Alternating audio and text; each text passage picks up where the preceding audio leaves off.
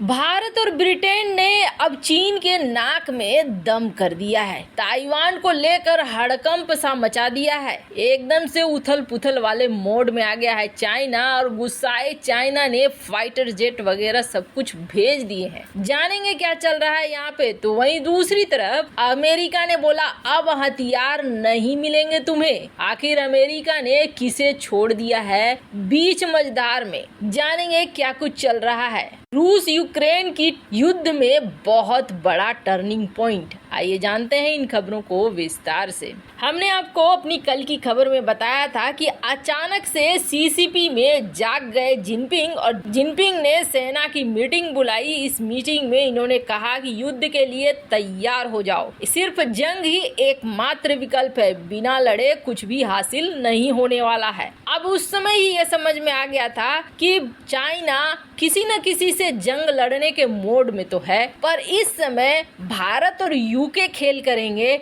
इसका अंदाजा बिल्कुल भी चाइना को नहीं था, क्योंकि चाइना लगातार डराने की कोशिश करता रहा है। पर इन सब के बीच में ताइवान आगे बढ़ रहा है। अब हुआ क्या है, ऋषि सुनक जब बने तो ऋषि सुनक के सत्ता पकड़ने के बाद चाइना को लगा कि चीजें शायद बदल जाएंगी और बदलने के बाद ताइवान मामले में थोड़ी नरमी आएगी। लेकिन ऐसा होता हुआ नहीं दिखा। ऐसा होता हुआ इसलिए नहीं दिखा कि यूके ने, ऋषि सुनक ने अपने एक बड़े मंत्री को, जो व्यापार मंत्री हैं, इन्हें भेज दिया ताइवान। जैसे ही ये व्यापार मंत्री ताइवान पहुंचे वैसे ही तिलमिला गया जिनपिंग। ब्रिटेन का प्रधानमंत्री बनने के बाद ऋषि सुनक ने अपने ट्रेड मिनिस्टर को 2 दिन की ताइवान दौरे पर भेज दिया। राष्ट्रपति साई वेंग इन ने इनका स्वागत किया और इनको धन्यवाद दिया और कहा कि चीन का दबाव बहुत था, लेकिन फिर भी आप यहाँ आए।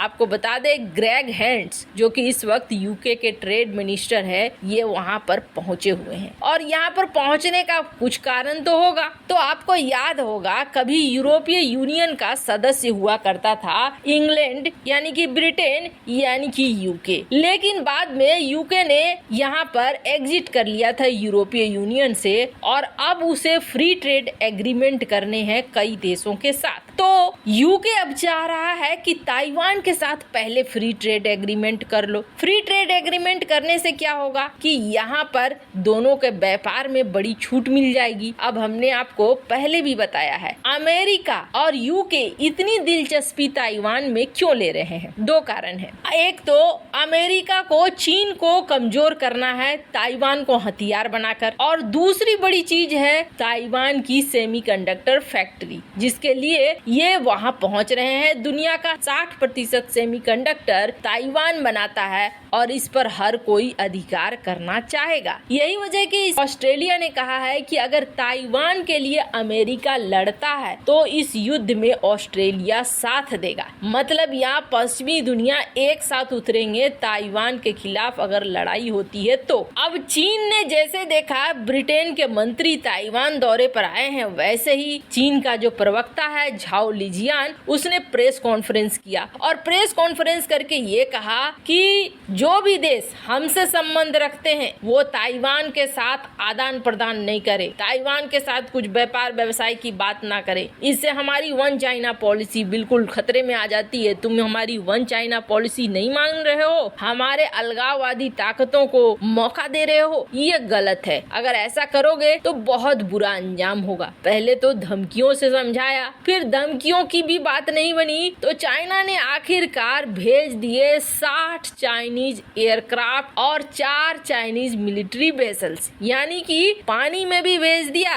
और ऊपर आसमान में भी भेज दिया और इसने ताइवान को घेर लिया। हालांकि अब तक युद्ध शुरू नहीं हुआ है, बस ये डराने के लिए है कि हमने आपको अब युद्ध करेंगे, कल युद्ध करेंगे, अभी मार देंगे। ऐसे करते करते किसी दिन आप जगेंगे, उसके बाद देखेंगे आज तो ताइवान के साथ चाइना का युद्ध शुरू हो चुका है। ऐसे वाले मोड में चाइना आ चुका है। वैसे आपको बता दें, इसमें सिर्फ यूके ही नहीं है बल्कि भारत भी है। भारत तो वहाँ नहीं पहुँचा, लेकिन ताइवान की एक टीम आई है जो भारत के इलेक्ट्रॉनिक सेक्टर में आंध्र प्रदेश के ऑफिस ऑफिशियल से मिल रही है। 23 मेंबर का डेलीगेशन पहुंचा भारत और भारत पहुंचने के बाद इन्होंने मुलाकात की है आंध्र प्रदेश के स्पेशल चीफ सेक्रेटरी से। यहाँ IT डिपार्टमेंट से ये कई लोग मिले हैं और कई लोग इलेक्ट्रॉनिक्स डिपार्टमेंट से भी मिले हैं। कहा जा रहा है कि ताइवान चाहता है भारत के साथ फ्री ट्रेड एग्रीमेंट साइन हो जाए। इस फ्री ट्रेड एग्रीमेंट से भारत को भी फायदा है, ताइवान को भी फायदा है। ताइवान को एक रिकॉग्नाइजेशन मिल जाएगा भारत से और भारत को कई तरह की टेक्नोलॉजी, कई तरह की चीजें मिल जाएंगी। खैर, जहाँ एक तरफ ये सब कुछ चल रहा है, यूके और भारत ताइवान के तरफ आकर्षित होते हुए दिख रहे हैं जिससे चीन बौखला रहा है, तो वहीं दूसरी तरफ एक बहुत बड़ी बात हुई है और ये बात ना बेहद इम्पोर्टेंट है। कभी भी लड़ाई किसी दूसरे के भरोसे नहीं शुरू करनी चाहिए। ये बात इसमें एकदम से सिद्ध हो जाएगी। हमने आपको बताया खेरसन में बारिश हो रही है, अक्टूबर महीने में भारी बारिश हुई और रूस और यूक्रेन का जो ये इलाका है, यूक्रेन का ही इलाका कहेंगे, रूस ने भले यहाँ पर अभी रूसी सेना को कब्जे में ले रखा है, पर ये इलाका इस वक्त बिल्कुल लथपथ हो रहा है कीचड़ से। और कीचड़ से लथपथ होने का मतलब है कि यहाँ पर अब ट्रूप्स नहीं जा सकेंगे, सेना की टुकड़ियां यहाँ आगे नहीं बढ़ सकेंगी, टैंक वैंक भी आगे नहीं बढ़ सकेंगे, व्हीकल्स भी आगे नहीं बढ़ सकेंगे। तो ऐसे में ना दूसरे क्षेत्र पर यूक्रेन को हमला करने के लिए कुछ खास हथियारों की जरूरत होगी। पहले का समय ये होता था कि लोग तोप का इस्तेमाल करते थे और दूर से ही ऐसे आर्टिलरी गन का इस्तेमाल करते हैं, अभी भी करते हैं, जिससे कि गोले बारूद दूसरी तरफ दूसरी टेरिटरी में फेंका जा सके। पर ये तो सीमित मात्रा है, एक रेंज है, उस तक ही जाएगी, उससे ज्यादा नहीं जाएगी जब तक कि आप बड़ी मिसाइलों का इस्तेमाल नहीं करते हो। तो यूक्रेन ने अमेरिका से कहा कि हमें बहुत ज्यादा जरूरत है एक बेहद खास चीज की, जो तुम्हारे पास है, तुम अगर हमें दे देते हो तो हम तो ये पूरा युद्ध ही बदल कर रख देंगे, रूस के हाथों से अपनी पूरी जमीन हम निकाल लेंगे। यूक्रेन ने जैसे ही ये मांग रखी, कुछ ऐसे ग्रुप भी थे जो अमेरिकी संसद में थे, उन्होंने कहा कि हाँ हाँ बिल्कुल दे दो इनको, लेकिन इस बाइडेन प्रशासन ने कहा कि नहीं, हम नहीं देंगे आपको। आखिर क्या था वो, तो आपको बता दें, यूक्रेन मांग रहा था अमेरिका से ईगल MQ-1C ड्रोन। ये काफी एडवांस है। अमेरिका ने ये कहा कि नहीं, हम आपको ये ड्रोन तो बिल्कुल भी नहीं दे सकते हैं, क्योंकि ये वो ड्रोन है जो 24 घंटे से ज्यादा उड़ सकता है। दूसरी बड़ी बात ये है कि ये काफी एडवांस है और